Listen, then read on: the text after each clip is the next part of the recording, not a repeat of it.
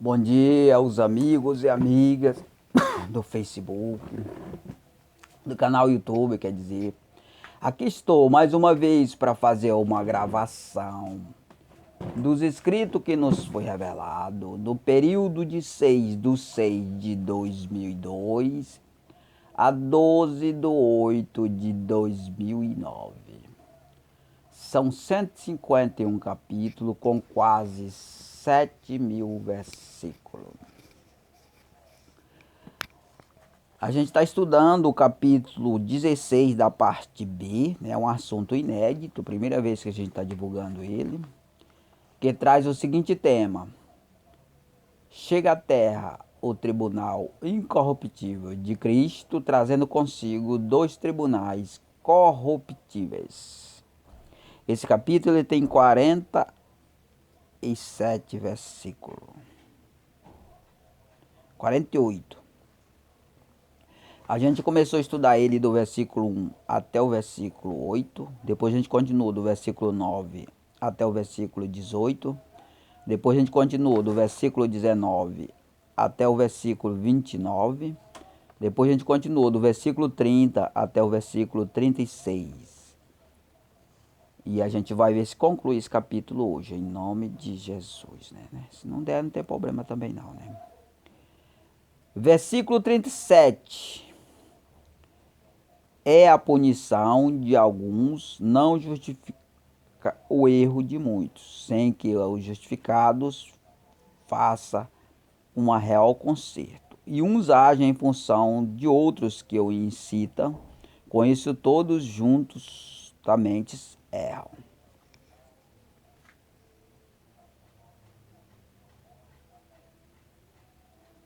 Vamos repetir mais uma vez o versículo 37. E a punição de alguns não justifica o erro de muitos. É o que eles fazem aí, né? Eles punem alguns que cumprem ordem, né? Para justificar, né, digamos assim, a justiça dele, mas só que é uma coisa adúltera, né? Por quê? Porque por detrás de um personagem tem toda uma estrutura do crime, né? Orientando ele, aconselhando. Hoje ninguém faz nada por conta, todo mundo está sujeito a uma ordem. Sem que o justificado faça um real conserto, né? Então eles punem as pessoas, não é para eles se consertar. Eles punem é para justificar o erro praticado dele perante a sociedade. Ou seja, aí depois quando ele ganha a liberdade para fazer esses atos, ele volta a praticar os mesmos atos. Ou até muito mais, né? E uns agem em função de outros que o incitam. Com isso todos julgam, juntos erram. Porque aí, veja bem, se a punição é apenas para justificar as pessoas, a punição, ou seja, não para um conserto real do delinquente, ele vai continuar errando e vai dando força ao lado do erro, passa a influenciar muito mais as pessoas que não querem errar, né? Que não querem matar, roubar e destruir, né? E aí vai reduzindo, a pressão vai reduzindo o número de pessoas de bem e aumentando o número de pessoas perversas. Porque a própria maneira como eles disciplinam faz isso acontecer, né? Versículo 38. A verdade falada opera oscilando de um lado para outro, indicando semelhante indecisão dos que ainda não se decidiram. Também tem feito muito mais, tem efeito ainda simulado.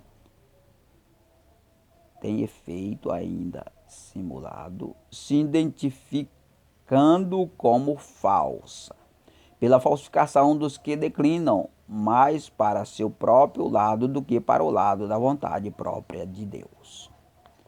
Vamos repetir mais uma vez o versículo 38. A verdade falada opera oscilando de um lado para o outro, né? A verdade falada é a verdade viva, né? Para você que não sabe, né? A verdade viva, ela oscila entre um lado e outro, né? Porque ela não tem um propósito de condenar ninguém, e sim salvar. Por isso que ela faz esse processo, né? Então ela fica contra e fica a favor, né? É uma forma correta de julgamento, né? Um julgamento que não condena, mas salva, né? Indicando semelhante em decisões dos que ainda não se decidiram, né? Então ela oscila porque ela é uma palavra com misericórdia, né? Esperando o tempo das pessoas se decidirem se consertar, né? Então ela dá esse tempo para as pessoas, né? Porque se trata de um juiz exaltado, né? Também tem efeito ainda simulado, né? Então a palavra ela também tem um efeito simulado, se identificando como falsa. Então ela se identifica como falsa, por quê? Falsa para o homem, né? Para as pessoas que focam o propósito apenas de condenar as pessoas a qualquer custo, né? Por isso ela se torna falsa por isso, porque ela vai entre um lado e outro. Para não condenar, para não pesar muito sobre as pessoas, né? Ela é forte, mas ela não tem um peso contínuo sobre uma pessoa. Ela joga para um lado e para o outro, né? Para que possa haver peso iguais a todos, né? Então ela se torna falsa nesse ponto, né? Pela falsificação dos que declinam mais para seu lado, para seu próprio lado, do que para o lado da vontade própria de Deus, né? Então a falsificação dela é aqui, ó, pela falsificação dos que declinam mais para o seu lado, né? A pessoa só pensa nele, né? Se ele não pensa em Deus, né? E aí, a partir do momento que ele pensa só nele, ele fica mesquinho demais, né? E aí ele esquece Deus, esquece seu próximo, né? Acha que está sozinho no mundo, né? Vamos repetir mais uma vez o versículo 38. A verdade falada opera oscilando de um lado para outro, indicando semelhante indecisões dos que ainda não se decidiram. Também tem efeito ainda simulado, se identificando como falsa, pela falsificação dos que declinam mais para o seu próprio lado do que para o lado do próprio Deus, né? Então ela se torna falsa por isso, né? Porque a partir do momento que a pessoa se distancia de Deus, ele se torna um falso, né? Porque a pessoa foi feita, Deus fez exclusivamente a pessoa para servir a ele, né? Aí no momento que ele se rebela, ele se torna um traíra, um traidor, né? E dessa maneira ele vai desenvolver essa conduta, não somente para ele, mas para todos que vão seguir o exemplo dele, né? Versículo 39. A operação do juízo corruptível, divergindo da prática do incorruptível, fica obrigado a procurar associar suas más obras prática com o juízo da palavra quando lançada, agindo sob influência do seu lançamento. Uma tentativa de associar uma coisa a outra.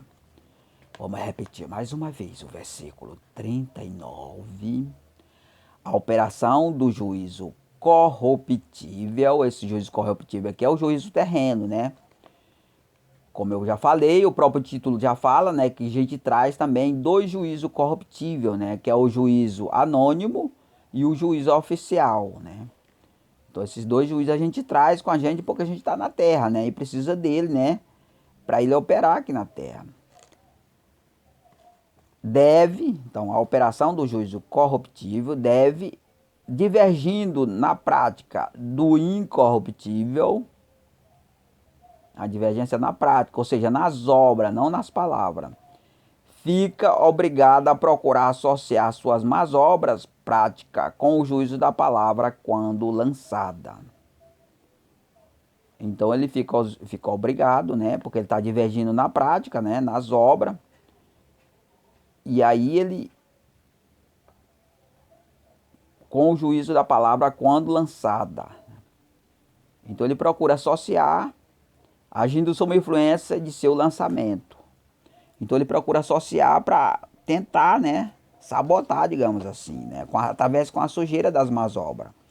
Uma tentativa de associar uma coisa a outra, né? Porque aquela pessoa que fala, né, perante eles é um transgressor, é um delinquente, né? Então o que que eles fazem? Ele procura associar o que ele fala às obras que ele pratica, né? Uma maneira que eles tentam para tentar incriminar ele, né? Isso eles fazem. Isso aqui é um recurso poderoso que eles usam para associar a sujeira dele, né, àquela pessoa que fala, né? Aí se a pessoa recuar, naturalmente ele se associa à sujeira, né? É por isso que eu falo da palavra oscilante, né? E do recurso de imparcialidade que pode ser usado, né? Ou seja, a gente pode usar o silêncio e em momento oportuno a gente usar, né, a palavra, né? Justamente para romper a parceria com essa sujeira, né? Porque a partir do momento que a gente usar o silêncio, né? Vai haver paz, né? Vai haver tranquilidade, né? Mas uma paz falsa, terrena, né? Então aquela paz ela vai vir com um laço sofisticado secretamente, né? Que é as tramas secretas, né? Então quando for identificadas essas tramas, a gente vai quebrar a parceria e lançar a palavra, né? Para tirar essa sujeira, né? Através da palavra, né? Porque tudo que é sujo, ele só se estabelece através do sigilo, né? E quem se associa ao sigilo passa a sofrer as consequências dessa sujeira, né? Secreta. Versículo 40. Faz assim para não se desmoronar de repente, com o efeito forte do poder da verdade falada. Mas deste modo não há acordo, porque o juízo incorruptível não aceita efeito prático de maldição de imediato ao lançamento da palavra falada, pois tira o tempo dos que hão de se arrepender e se consertarem. Vamos repetir mais uma vez o versículo 40. Estou vendo que não vai dar para eu ler os assuntos tudo, porque esses assuntos aqui, eles são muito ricos, né, em interpretação, né? Se fosse assunto pobre, né, porque tem uns assuntos, você pode ver que tem uns assuntos que a gente lê, alguns trechos, ele é pobre de interpretação, né? No caso, esse assunto aqui, não, ele é rico, né? Ele tem muita força interpretativa, né? A gente pode extrair várias interpretações e ricas, né, dos assuntos que a gente está lendo. Versículo 40, repetindo. Pois assim, faz assim, para não se desmoronar de repente, né? Então eles fazem essa sociedade, né? Uma tentativa de segurar-se firme, né? Porque se eles não fizerem isso aí, eles desmontam rapidinho, né? Com o efeito forte do poder da verdade falada, né? Porque a verdade é inimiga de toda a sujeira, irmão, a palavra. Mas deste modo não há acordo, porque o juízo incorruptível não aceita o efeito prático de maldição de imediato ao lançamento da palavra falada, pois tira o tempo dos que hão de se arrependerem e se consertarem, né? Então, por que não há acordo? Vamos ler de novo aqui. Faz assim para não se desmoronar de repente com o efeito forte do poder da palavra falada. Mas deste modo não há acordo, né? Então, deste modo não há acordo com a verdade, né? Porque o juízo incorruptível não aceita o efeito prático de maldição de imediato ao lançamento da palavra falada, pois tira o tempo dos que hão de se arrepender e se consertar, né?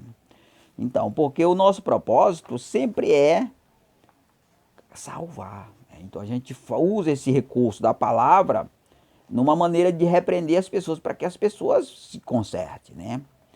Mas na medida que eles se distanciam, eles vão trazendo sobre ele um laço muito mais terrível, né? Raça por rebelião, porque veja bem, quando você toma conhecimento de uma coisa, né? Alguém fala para você, olha, obedeça a Deus, a lei de Deus. Aí de repente você, não, eu vou ficar obedecendo a minha lei mesmo, porque aqui eu estou prosperando, eu estou muito bem, né? Aí no momento que acontece isso, que você rejeita, você fica muito mais preso àquele regime lá. Só que aquele regime ele não vai ficar daquele jeito para sempre, porque ele é falso. Aí na medida que você rejeita ele, né, já com a palavra, porque a palavra ela alerta, você se consertar, porque sabe que o futuro, ela sabe o futuro e o passado e o presente, ela sabe tudo, né? Ela sabe que no futuro essas coisas, essas disciplinas sujas, elas vão perder espaço, né? Elas vão perder espaço à medida que a verdade foi se revelando, né? Então aí você vai ficar preso a uma coisa que não vai ficar apertada, vai sofrer restrição de várias maneiras, né? E aí, porque a palavra ela traz também a liberdade, né? E na medida que for surgindo a liberdade do lado dela, o outro lado vai ficando, vai perdendo essa liberdade. Porque essa liberdade, né, que as pessoas têm sob regência desse regime sujo aí, ela é falsa.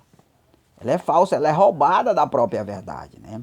Então, na medida que a verdade for ganhando força, for se fortalecendo, ela vai tirando esses espaços, porque a liberdade ela vai se sendo transferida para o lado da própria verdade, a liberdade e as boas coisas, né? Aí, só que as pessoas pensam, porque tem muita gente, irmão, que ele, por tradição, ele já está acostumado àquele regime de vida, né? E sempre se deu bem daquela maneira, né? Sempre rejeitou servir a Deus, sempre se distanciou das coisas de Deus, né? Achou que a servir a Deus é uma opção, não um dever, né?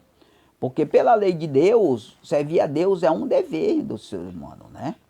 Mas como as igrejas que pregam esse Cristo, né?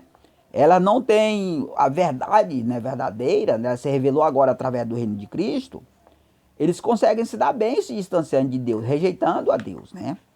Mas agora chegou o reino de Cristo que isso não é mais possível, né? Porque chegou o reino de Cristo com a lei, com o juízo, né?